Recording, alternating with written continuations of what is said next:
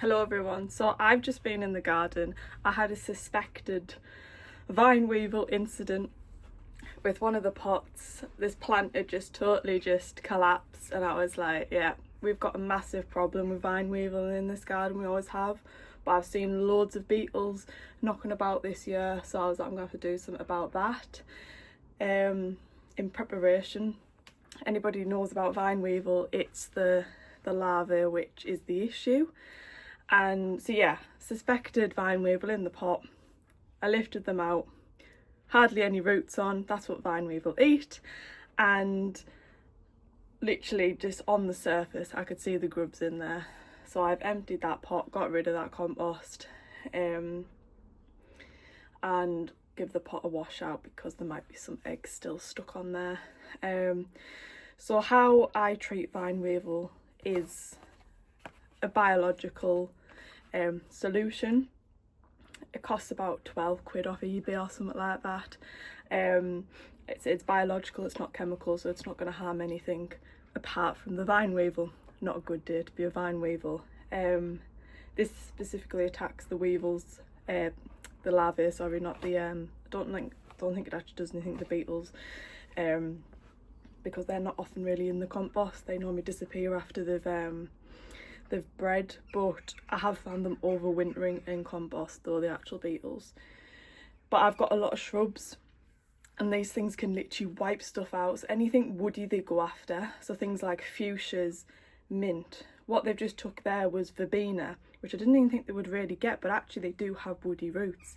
Anything shrub wise they'll target. Apparently they don't like mint, but I've lost loads of mint because they've got woody roots.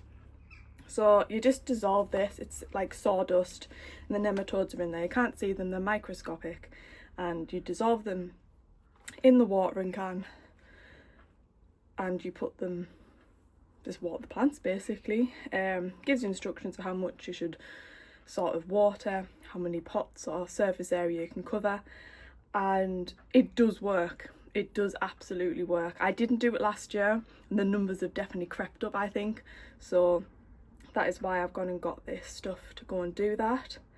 They are an absolute nuisance. Like I say, they will wipe stuff out. It's not like they'll do a bit of damage. They will kill plants, they will. You wouldn't think it, but they do. They don't affect humans. You're not going to get ill if you get a bit of them on your hand or anything like that. There's other things like this if you've got other pests. There's other nematodes, which nematodes are just basically microscopic little worms basically. They're not actually worms biologically speaking, but, and yeah, there's other versions of this for other pests. If you're thinking, maybe there's something for something else, have a look, because there could be. So that is what I will be doing today. They do recommend to not put a hose or a rose, sorry, on the watering can, because that will filter out all your sawdust, so you'll just end up sticking it in the rose and not actually it coming out. It's an ideal time of year to be applying this because the soil does need to be a certain temperature, so they recommend dosing twice a year basically this time of year. I think sort of mid-spring, late springtime, I think, just because of the soil temperatures and actually when the life cycle of these are. But what I found is these things breed all year round. In our garden they do. I've found them all year round. So don't believe what you read online about, oh, they only have 2 cycles a year. No, they don't. They breed all year round. So I will be doing that today. So yeah, bit of a recommendation, something different for the channel.